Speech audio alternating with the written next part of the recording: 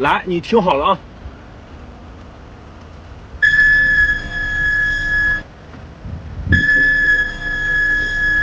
听到了吧？这台车在踩刹车的时候，前轮这个位置啊会发出刺耳的尖叫声。前两天我去 4S 店检查，结果 4S 店说让更换刹车片，报价800。我心想800，你干嘛不去请？说完我就把车子开走了。那今天呢，我刚好有时间，咱们就来自己动手，看看能不能把这个问题啊给它解决掉。先拆掉轮胎。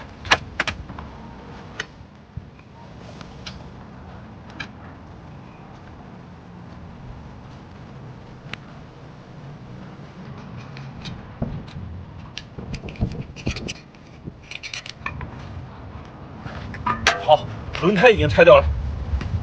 来，你过来看，这个刹车盘上有2道印子，看到没有？踩刹车有响声啊，肯定跟它有关。接下来咱们把刹车片拆下来，看看到底是什么原因。先拆掉这颗螺丝，再抬起分泵，就看到刹车片了。把这2块刹车片都给它拿出来。好，我找到问题的原因了。来，你过来看，刹车片上全是这种硬点，看到没有？特别多，怪不得踩刹车会有响声。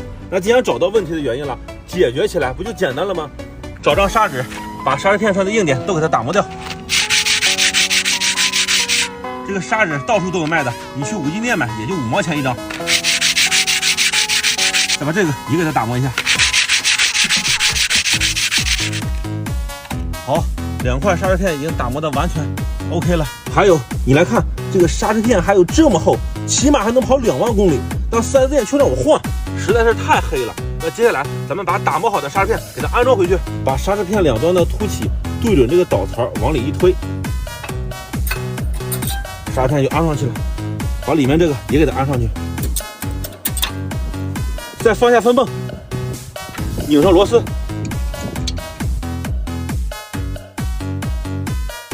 把螺丝打紧。好，刹车片已经装好了。最后咱们装回轮胎，然后试车，看看刹车还响不响。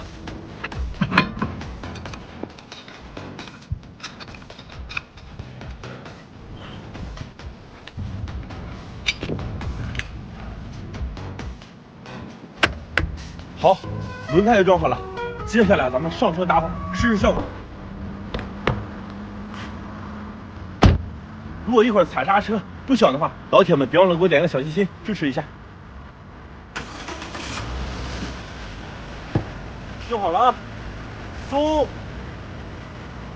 踩，松，踩，松，踩，听到没？轮胎已经不响了，问题已经彻底解决了。怎么样？是不是特别简单？你学会了吧？关注我，每天学点汽车知识。